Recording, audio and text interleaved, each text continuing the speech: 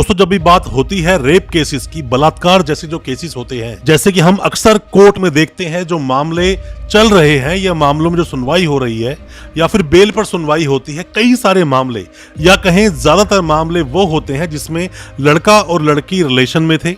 उन्होंने हैप्पीली अपना एक गुड टाइम स्पेंड किया दोनों ने साथ में, और बाद में कोई डिस्प्यूट हुआ आपस में, किसी भी डिस्प्यूट का कोई भी रीजन हो सकता है, और बाद में लड़के या लड़की के बीच में ऐसी दूरियां बढ़ गई कि अब वो शादी करना नहीं चाहते, तो लड़के के अगेंस्ट में लड़की ने जाकर रेप की एक एफआईआर लॉन्च करा दी।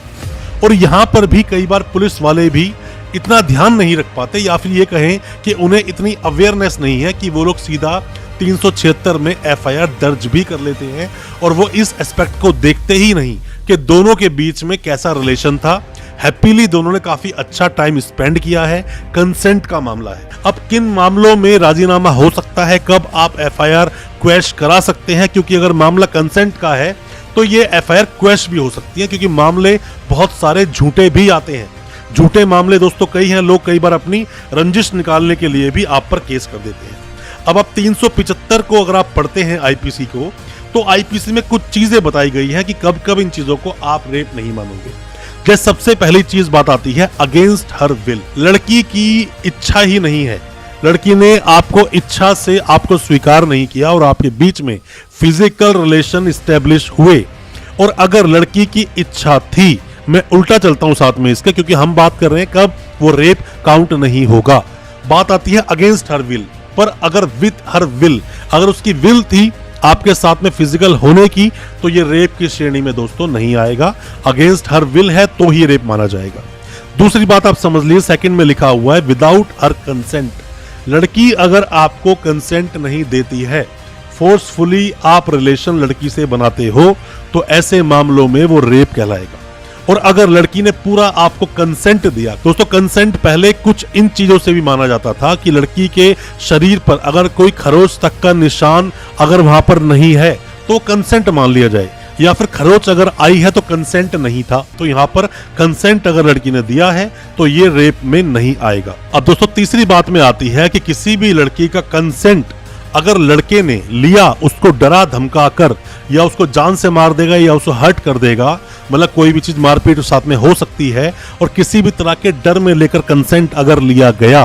तो ही ये रेप है। और अगर ऐसा नहीं हुआ, ना तो आपने डराया धमकाना, ना आपने मारा, ना ही आपने कुछ ऐसी बैड एक्टिविटी की और लड़की ने अपना कंसेंट दिया, तो ये रेप में नहीं आएगा। और रेप तभी होगा जब वहां पर डराया धमकाया गया हो, फियर में डाला हो, लड़की को जान से मारने की धमकी दी गई हो, या फिर किसी भी तरह से लड़की को हार्म हो सकता है। ऐसे में अगर कोई भी अगर फिजिकली इंटरकोर्स होता है, फिजिकल रिलेशन स्टैब्लिश होते हैं, तो ये रेप की श्रेणी में आएगा। किसी भी लड़की की अगर उम्र हुई 18 साल से कम, तो आप पर पॉक्सो के चार्जेस भी लगेंगे। और पॉक्सो जो एक्ट है वो कितना खतरनाक है आप कुछ इस बात से समझ सकते हैं कि जिसकी भी सेक्शन 6 में अगर कोई भी बुक हुआ या किसी को अरेस्ट कर लिया गया, तो कम से कम 2-2.5 साल तो उसके गए, तब तक तो बेल उसकी होगी नहीं और उसको वेट करना पड़ेगा, और बाद में कन्विक्शन के चांसेस भी पूरे हैं। अगर वो पॉक्सो केस बन जाता है तो सोच समझ कर ध्यान से आप जो भी कोई रिलेशन भी बनता है, लड़का लड़की बेशक रिलेशन में हो, लड़के की उम्र 19 साल,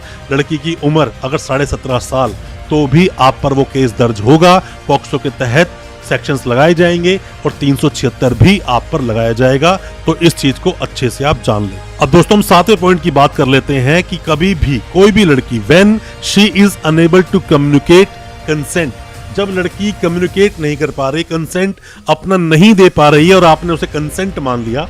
और उस लड़की के साथ में अगर आपने फिजिकल रिलेशन बनाया, आप दोनों के बीच में सेक्स अगर होता है, तो ये रेप माना जाएगा, और रेप के तहत ही 376 के तहत आप पर मुकदमा दर्ज कर लिया जाएगा। दोस्तों आपको चीजों को बहुत ही महत्वपूर्ण तरीके से, बहुत ही ध्यान से समझना चाहिए कि रेप जैसे जो मामले हैं बहुत ज्यादा, मतलब ये कि बहुत ज्यादा केसेस ये दर्ज होते हैं, और अक्सर जल्दी से बेल नहीं मिलती है, और बेल लेने में आपको काफी मशक्कत भी करनी पड़ सकती है। कोई भी 376 से रिलेटेड कोई भी सवाल आपके दिल में है, कुछ भी आप जानना चाहते हैं, कुछ भी आप पूछना चाहते हैं, आप कमेंट बॉक्स में अपने सवालों को जरूर पूछें। हमारी कोई मदद चाहते हैं तो आप हमें व्हाट्सएप करें, हम आपको उसका रिप्लाई जरूर करेंगे, और हो सकता है कि हम आपको आपके केस से बाहर निकाल सकें। अच्छा लगा हो आज का वीडियो, हमारी वीडियो को ज्यादा से ज्यादा अपने दोस्तों, परिजन, परिवार में शेयर करें और हमारे चैनल को अभी सब्सक्राइब करें, साथ में लगा बेल आइकन जरूर दबा दें ताकि इसी तरह की लीगल अवेयरनेस की वीडियोस आप तक पहुंच सके सबसे पहले। बहुत बहुत शुक्रिया दोस्तों, धन्यवाद हमारे इस वीडियो के साथ बने रहने के लिए।